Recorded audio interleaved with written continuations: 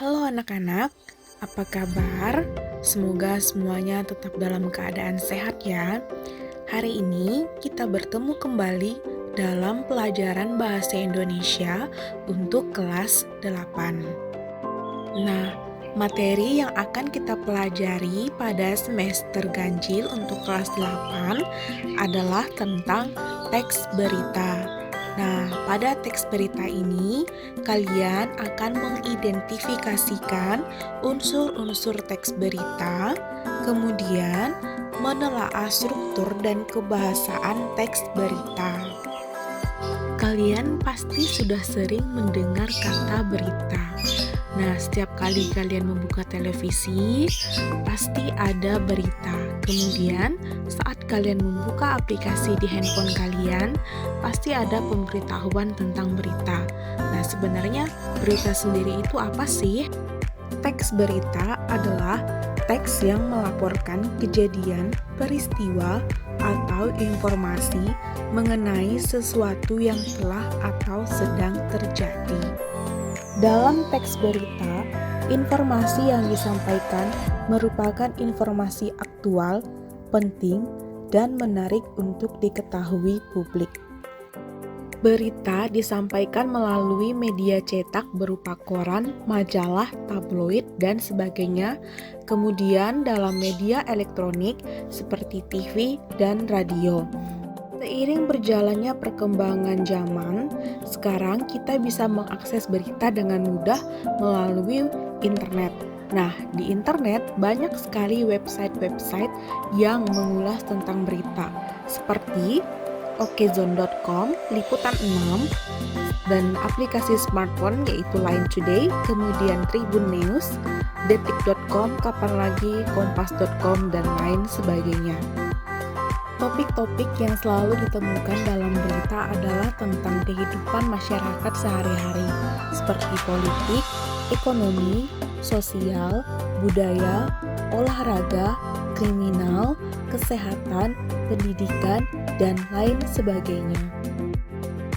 Teks berita dikatakan sempurna apabila telah memenuhi unsur-unsur sebagai berikut, yaitu 5W plus 1H atau adik Simba. Apa saja 5W plus 1H-nya? 1. What, yaitu apa. 2. Where, yaitu di mana. 3. When, yaitu kapan. 4. Who, yaitu siapa. 5. Why, yaitu mengapa. Dan 1H, how, yaitu bagaimana. Jika disingkat dalam bahasa Indonesia menjadi adik Simba.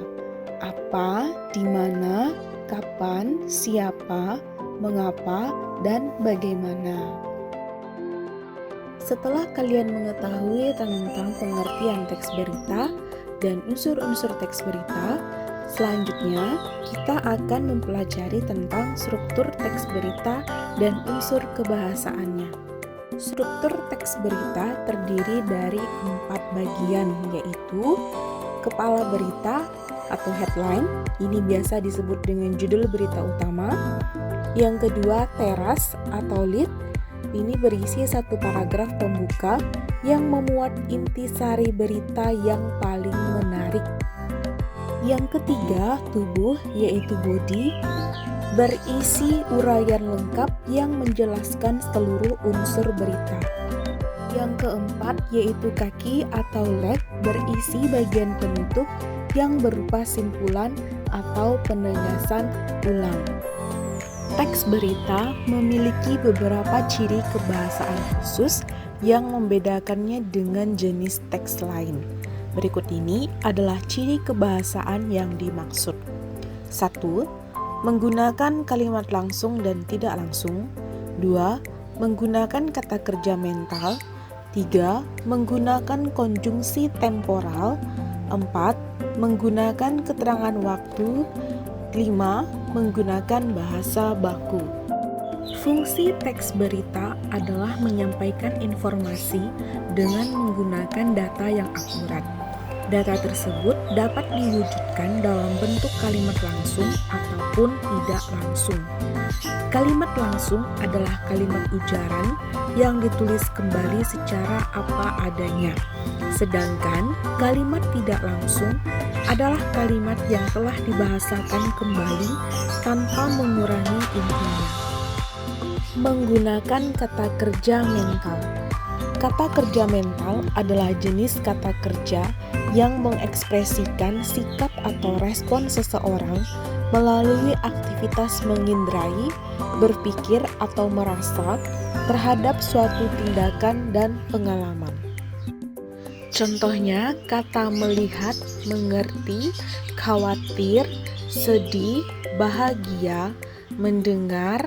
Nah, itu merupakan kata kerja mental. Menggunakan konjungsi temporal. Konjungsi temporal adalah kata hubung yang menunjukkan urutan waktu. Teks berita harus menggunakan kata hubung ini karena waktu merupakan unsur utamanya. Contoh konjungsi temporal yang sering digunakan dalam teks berita yaitu lalu, kemudian, sesudahnya, selanjutnya, setelah itu, ketika, sejak, semenjak, sementara, dan lain sebagainya yang berhubungan dengan waktu. Menggunakan keterangan waktu. Kata-kata yang digunakan dalam keterangan waktu berfungsi untuk menjelaskan waktu ketika suatu peristiwa terjadi. Contoh kata keterangan waktu adalah kemarin, kemudian keesokan harinya, tadi, sekarang, dan kata keterangan waktu lainnya yang menunjuk dan mengarah kepada keterangan waktu. Menggunakan bahasa baku. Bahasa yang digunakan dalam teks berita harus baku atau sesuai dengan standar bahasa Indonesia. Hal ini dilakukan karena pembaca teks berita bersifat umum dan berasal dari berbagai kalangan. Bahasa baku dibentuk oleh kata-kata baku. Kata baku sendiri adalah kata yang sesuai dengan kaidah bahasa Indonesia. Nah, kita bisa melihat kata-kata baku itu dalam Kamus Besar Bahasa Indonesia atau yang biasa disebut KBBI.